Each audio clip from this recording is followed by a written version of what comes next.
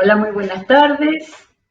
Estoy repasando la lectura que comenzamos ayer a hacer sobre Primera de Pedro, en la llamada versión popular Dios habla hoy, y por lo menos para mí ha sido una excelente experiencia y espero que haya sido para quienes estén siguiendo así y abriendo la inquietud, a ver, de escuchar un texto diferente, simplemente un texto con una traducción diferente, no con una traducción, eh, con un esfuerzo especial en esta traducción de que sea lo más sencillo posible, lo más claro posible. Pero además tiene un tono coloquial que realmente pareciera, si estamos compenetrados, abiertos, con la actitud que hay que tener ante la palabra, ¿sí?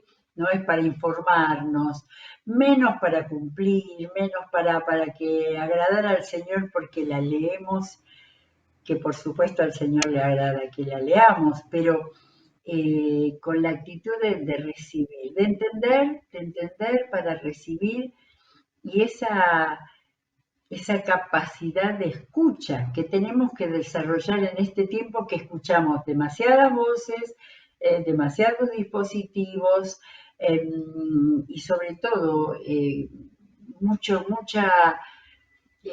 texto de distintas formas y entonces escuchar el texto bíblico en otra traducción de la que nuestros oídos y nuestros ojos están acostumbrados, creo que es muy bueno. Creo que es muy bueno y estamos sintiendo que el apóstol Pedro nos está hablando, ¿sí?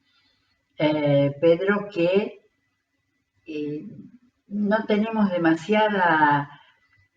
demasiado conocimiento de cercanía en este tiempo que se estaba abriendo el Evangelio a tantos lugares y entonces, ¿qué relación podría tener Pedro con Pablo? Más que alguna vez que al principio se habían encontrado, que Pablo menciona en la carta a los Gálatas, y también en segunda de Pedro habla algo de los escritos del apóstol Pablo, pero cada uno estaba en su ministerio, esos lugares que al comienzo de esta primera epístola habla en el norte de lo que hoy es Turquía, habrá estado Pedro por allá.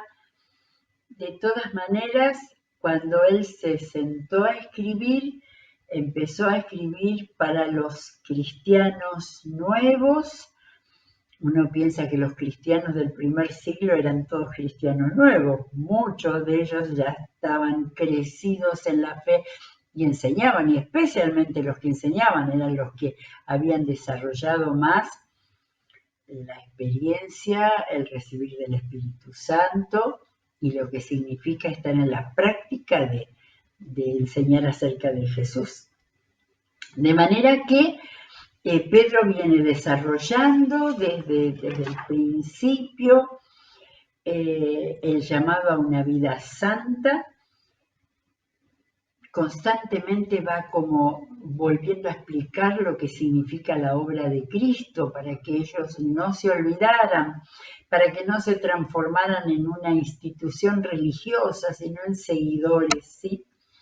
Y en el capítulo 2 hemos leído acerca de esa explicación y aplicación de las profecías de Isaías, donde habló de la piedra, de la profecía acerca de Cristo como la piedra angular. Y ahora me doy cuenta que acá no habla de la piedra angular, que era la piedra del ángulo principal, pero habla de la piedra principal, que es lo que esta traducción busca es que la podamos entender para que la podamos captar y recibir de la manera más directa. Creo que esa es la idea de estos traductores.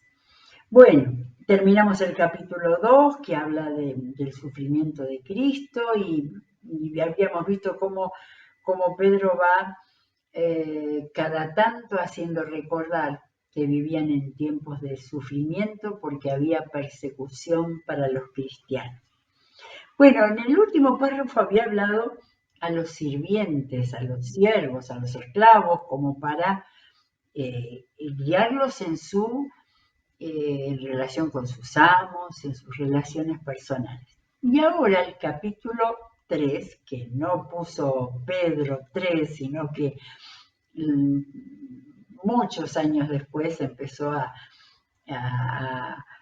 pensar que se pudiera dividir en capítulos para que fuera más fácil la lectura. Pero miren a quién les habla acá. Así también ustedes, las esposas, sométanse a sus esposos para que los que no creen en el mensaje puedan ser convencidos sin necesidad de palabras por el comportamiento de ustedes al ver que su conducta es pura y respetuosa. Que el adorno de ustedes no consista en cosas externas como peinados exagerados, joyas de oro o vestidos lujosos, sino en lo íntimo del corazón, en la belleza incorruptible de un espíritu suave y tranquilo. Esta belleza vale mucho delante de Dios, pues este era también en tiempos antiguos el adorno de las mujeres santas. Ellas confiaban en Dios y se sometían a sus esposos. Así fue Sara, cita bíblica, ¿no? Así fue Sara que obedeció a Abraham y le llamó mi Señor. Y ustedes son hijas de ella, si hacen el bien y no tienen miedo de nada. Ahora le toca a los esposos. Evidentemente, en este escrito del primer siglo, nos permite ver el tema de conceptos culturales. Evidentemente, Pedro está tratando de poner como pautas a una vida que sea no sé, decorosa, creo que en Reina Valera dice decorosa, ¿no? Pero conducta pura y respetuosa, espíritu suave y tranquilo. Sí, también esto sirve para nosotros hoy, con todas las diferencias culturales que hay, pero actitudes de aquello que viene desde adentro. No nos olvidemos que hay si pudiéramos ponerle un color a la carta de Pedro, es el color de la santidad. Pedro habla y plantea la santidad como nota característica del cristiano. En cuanto a ustedes, los esposos, sean comprensivos con sus esposas. Denles el honor que les corresponde, no solamente porque la mujer es más delicada, sino también porque Dios en su bondad les ha prometido a ellas la misma vida que a ustedes. Háganlo así para que nada estorbe sus oraciones. Y acá, así, ¿no? Como quien no quiere la cosa, la igualdad está perfectamente clara. Dios en su bondad les ha prometido a ellas la misma idea que ustedes. La misma vida que ustedes. Bueno, vuelve otra vez a hablar del sufrimiento. En fin, versículo 6, capítulo 3. En fin, vivan todos ustedes en armonía, unidos en un mismo sentir y amándose como hermanos. Sean bondadosos y humildes. No devuelvan mal por mal ni insulto por insulto. Al contrario, devuelvan bendición, pues Dios los ha llamado a recibir bendición. Pareciera que está recitando el sermón del monte de Jesús. Porque quien quiera amar la vida y pasar días felices, cuide su lengua de hablar mal y sus labios de decir mentiras. Aléjese del mal y siga el bien. Busque la paz y sígala. Porque el Señor cuida a los justos y presta oídos a sus oraciones, pero está en contra de los malhechores. Espíritu de los salmos acá. ¿Quién podrá hacerles mal si ustedes se empeñan siempre en hacer el bien? Pero aún si por actuar con rectitud han de sufrir, dichosos ustedes. Qué bravo era esto de decir dichosos el tema de sufrir. Qué perspectiva distinta era la que el cristianismo estaba dando a aquel mundo donde la fuerza, la dominación y el sometimiento era lo más común de todo. Esto es lo que se le llama la contracultura cristiana, la enseñanza cristiana desde Jesús y lo que nos ha sido dado por los apóstoles es totalmente diferente. Si por actuar con rectitud han de sufrir, dichosos ustedes. No tengan miedo a nadie ni se asusten, sino honren a Cristo como Señor en sus corazones. Esta es la clave de la vida cristiana para enfrentar cualquiera de las circunstancias de la vida. Estén siempre preparados a responder a todo el que les pide razón de la esperanza que ustedes tienen, pero háganlo con humildad y respeto. Pórtense de tal modo que tengan tranquila su conciencia. Primero, tranquila su conciencia, para que los que hablan mal de su buena conducta como creyentes en Cristo se avergüencen de sus propias palabras. Es mejor sufrir por hacer el bien, si así lo quiere Dios, que por hacer el mal. Porque Cristo mismo sufrió la muerte por nuestros pecados una vez para siempre. Él era bueno, pero sufrió por los malos para llevarlos a ustedes a Dios. Como hombre murió, pero como ser espiritual que era, volvió a la vida. Que cada tanto en la enseñanza Pedro vuelve a dar clarito el Evangelio de Cristo. Y sobre todo a dar sostén a eso tan difícil que estaba diciendo, de alégrense por sufrir. Porque acá vuelve la persona de nuestro Señor, que Cristo mismo sufrió la muerte por nuestros pecados una vez para siempre. Él era bueno, pero sufrió por los malos para llevarlos a ustedes a Dios. Como hombre murió, pero como ser espiritual que era, volvió a la vida. Y como ser espiritual fue y predicó a los espíritus que estaban presos. Estos habían sido desobedientes en tiempos antiguos, en los días de Noé, cuando Dios esperaba con paciencia mientras se construía la barca, en la que algunas personas, 8 en total, fueron salvados por medio del agua. Y aquella agua representaba el agua del bautismo, por medio del cual somos ahora salvados. El bautismo no consiste en limpiar el cuerpo, sino en pedirle a Dios una conciencia limpia y nos salva por la resurrección de Cristo. Que subió, de nuevo, que subió al cielo y está a la derecha de Dios y al que han quedado sujetos los ángeles y demás seres espirituales que tienen autoridad y poder. Es bastante difícil, pero finalmente daría la sensación que está diciendo que el bautismo salva. Lo que dice es que claramente que quien salva es Jesucristo y que el bautismo es el símbolo. Y qué interesante es esta casi interpretación de Noé y de la obra que hizo Noé por mandato de Dios cuando decidió destruir al mundo, y el hecho de pensar, Pedro, que el bautismo simbolizaba tanto como en el tiempo de Noé, por haber sido salvado por medio del agua, ¿sí? No hay ningún contexto en toda la Biblia que esa agua del bautismo pueda tener algún poder. Quien tiene el poder de salvación, y no hay ninguna duda en toda la palabra de Dios, es la obra de Jesucristo, de la cual el bautismo es un símbolo para quienes para que lo viva y quienes lo están viendo puedan entender lo que significa nacer a una nueva vida, que es lo que Jesús hizo.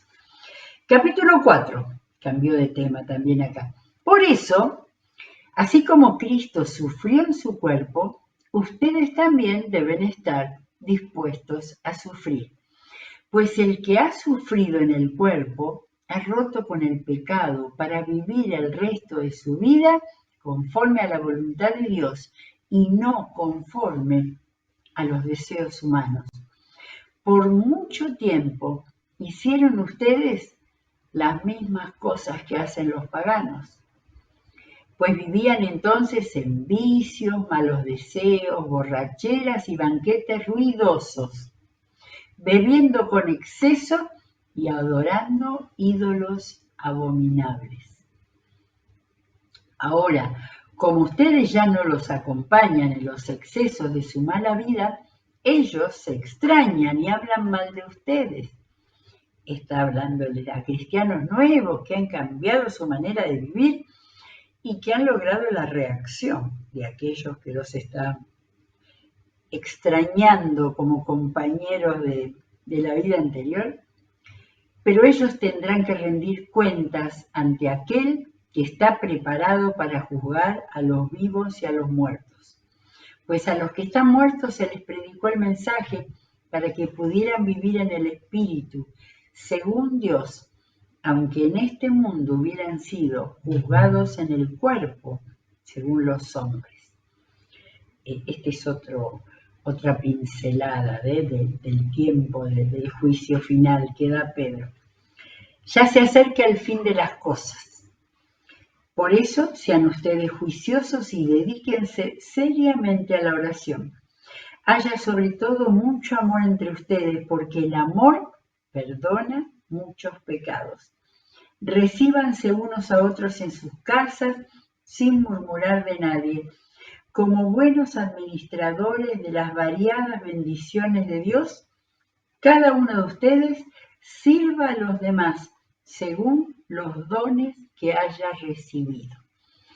Acá Pedro entra a hablar el tema de los dones, que parecía que era absolutamente solo del apóstol Pablo, ¿no? También acá le está hablando de recibir en las casas, pero habla de administradores de las bendiciones de Dios, entre las cuales están los dones. Sirva a los demás según los dones que hayan recibido. Cuando alguien hable, sean sus palabras como palabras de Dios. Cuando alguien preste algún servicio, préstelo con la fuerza que Dios le da. Todo lo que hagan, háganlo para que Dios sea alabado por medio de Jesucristo, a quien pertenece la gloria y el poder para siempre. Y en vez de decir amén, que es lo que debe haber dicho, así sea, que es para que entendamos lo que significa amén. Qué impresionante e importante. Y esta manera tan sencilla de hablar de los dones. No habla de los dones para el uso en la congregación. Realmente esta carta está destinada a las vidas personales, a que cada uno lo lea para pasar por el tamiz de la palabra de Dios, las circunstancias que uno tenga que pasar. Y en este mundo pasamos muchas circunstancias para las cuales necesitamos recibir esta palabra. El subtítulo que tengo acá dice sufrir como cristianos, de manera que volvemos. Queridos hermanos, no se extrañen de verse sometidos al fuego de la prueba como si fuera algo extraordinario, al contrario. Alégrense de tener parte en los sufrimientos de Cristo para que también se llenen de alegría cuando su gloria se manifieste. Dichosos ustedes si alguien los insulta por causa de Cristo, porque el glorioso Espíritu de Dios está continuamente sobre ustedes. Si alguno de ustedes sufre, que no sea por asesino, ladrón o criminal, ni por meterse en asuntos ajenos, pero si sufre por ser cristiano, no debe avergonzarse, sino alabar a Dios por ello. Miren si esto no es una contracultura. todo lo contrario de que la humanidad, lejos de Dios, siente, cree, piensa, es la que un cristiano tiene una absoluta forma de pensar diferente. Ya ha llegado el tiempo en que el juicio comience por la propia familia de Dios. Y si el juicio está comenzando es por nosotros. ¿Cómo será el fin de los que no obedecen al mensaje de Dios? Y si el justo con dificultad se salva, ¿qué pasará con el malvado y el pecador? De manera que los que sufren según la voluntad de Dios deben seguir haciendo el bien y poner sus almas en manos del Dios que los creó, pues Él es fiel. Maravilloso. Capítulo 5 es cortito y termina acá la carta de Pedro. Vuelven otros consejos. Quiero aconsejar ahora a los ancianos de las congregaciones de ustedes. Yo que soy anciano como ellos y testigo de los sufrimientos de Cristo y que, lo mismo que ellos, voy a tener parte en la gloria que ha de manifestarse. De manera que está cerca de los ancianos, como testigo de los sufrimientos de Cristo, pero miren la esperanza, voy a tener parte en la gloria que ha de manifestarse. Cuiden de las ovejas que que han sido puestas, las ovejas de Dios, que han sido puestas a su cargo. Nuevamente vuelve la metáfora del pastor y las ovejas. Háganlo de buena voluntad como Dios quiere y no por obligación ni por ambición de dinero.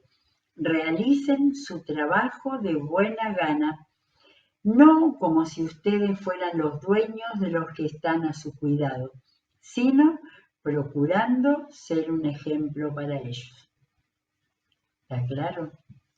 De buena gana, no por ambición de dinero, no como si fueran dueños de las personas, base para todo el pastorado, el liderazgo, principios, procurando ser un ejemplo.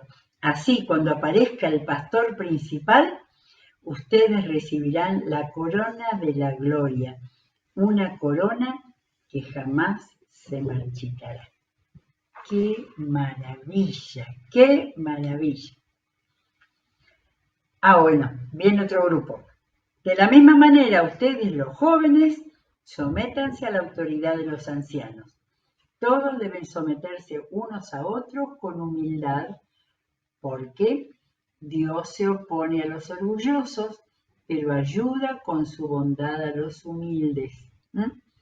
Cita que la tiene también Santiago y que viene de Proverbios. Humíllense, pues, bajo la poderosa mano de Dios, para que Él los enaltezca a su debido tiempo. Dejen todas sus preocupaciones a Dios, pues Él se interesa por ustedes. Aquí me viene de memoria Reina Valera, porque Él tiene cuidado, decía, de vosotros. Está claro, por supuesto, pero qué linda esta mirada. Él se interesa por ustedes. Bien, sean prudentes. Acá vienen consejos y consejos. Sean prudentes y manténganse despiertos, porque su enemigo el diablo, como un león rugiente, anda buscando a quien devorar. Resístanle, firmes en la fe, sabiendo que en todas partes del mundo sus hermanos de ustedes están sufriendo las mismas cosas. Creo que es la única vez que lo dice. El hecho de compartir con los cristianos las cosas que están pasando, que están sucediendo. Y quizás en los países que tenemos libertad religiosa no estemos tan sensibles, pero sabemos que en este tiempo en el mundo hay millones tienen falta de no solo de libertad religiosa, sino que son perseguidos y son muertos, aún en este tiempo tan lejano del Imperio Romano. Entonces, vuelvo a leer este pasaje maravilloso: sean prudentes y manténganse despiertos. Sean firmes, ¿no? Otras traducciones, pero despiertos. Por supuesto que para estar firmes hay que estar despiertos. Porque su enemigo el diablo, como un león rugiente, anda buscando a quien devorar. Resístanle firmes en la fe, sabiendo que en todas partes del mundo sus hermanos de ustedes están sufriendo las mismas cosas. Pero después que ustedes hayan sufrido por un poco de tiempo, Dios los hará perfectos, firmes, fuertes y seguros. ¡Qué promesa! ¡Qué promesa! El sufrimiento que enseña, que mejora, que perfecciona, ¿no? Dios los hará perfectos, firmes, fuertes y seguros. Es el mismo Dios que en su gran amor nos ha llamado a tener parte en la gloria eterna en unión con Jesucristo. A Él sea el poder para siempre, así sea. ¡Qué maravilla! Falta el final todavía, falta el saludo y un datito que tenemos acá. Por medio de Silvano, a quien considero un hermano fiel, habría que seguir a ver de Pablo. Silvano era Silas, así que Pablo estaba también cerca de Silas. Por medio de Silvano les he escrito esta breve carta para aconsejarles y asegurarles que las bendiciones que han recibido son prueba verdadera del amor de Dios. Permanezcan fieles a ese amor. Permanezcan fieles a ese amor. La iglesia que está en Babilonia, hay quienes piensan que eso debe ser hablar de Roma, que Pedro estaría en Roma. La iglesia que está en Babilonia, la cual Dios ha escogido lo mismo que a ustedes, les manda saludos, y también mi hijo Marcos. Acá aparece Marcos, el escritor del Evangelio, Marcos, el que había salido con su tío Bernabé y Pablo en el primer viaje misionero de la iglesia cristiana, que los había abandonado porque se ve que se asustó por los peligros que tuvieron que enfrentar. Sin embargo, acá, que evidentemente ya Pedro se dice anciano, habían pasado muchos años desde que Jesús había resucitado, Marcos está aquí con el apóstol Pedro. Salúdense unos a otros con un beso de amor fraternal. Tengan paz todos ustedes los que pertenecen a Cristo. Y acá se termina la primera carta del apóstol Pedro y después viene la segunda. Qué hermosa enseñanza de un viejo maestro acerca de todo lo que significa vivir en Cristo, vivir con Cristo. Hay un montón de temas en esta carta, no es una carta larga, apenas 5 pequeños capítulos, pero cuánta enseñanza para vivir la vida en lo interior, en la conciencia. Fíjense que habla de conciencia, ¿no? Y en relación con los demás, dentro de la familia, habla de todos los miembros de la familia y con el mundo hostil, con el mundo a quien lo único concreto que se habla de servicio, de servirlo y de amar a Dios. Bueno, espero que haya sido esta lectura con una traducción diferente para los que no leen Dios habla hoy normalmente, que nos haya repicado en los oídos y en la mente como una palabra fresca, muy cercana, de manera tal que pueda ser buena para hacer llegar esta versión popular a aquellos que leen la Biblia por primera vez. Seguiremos mañana. Que Dios los bendiga ricamente.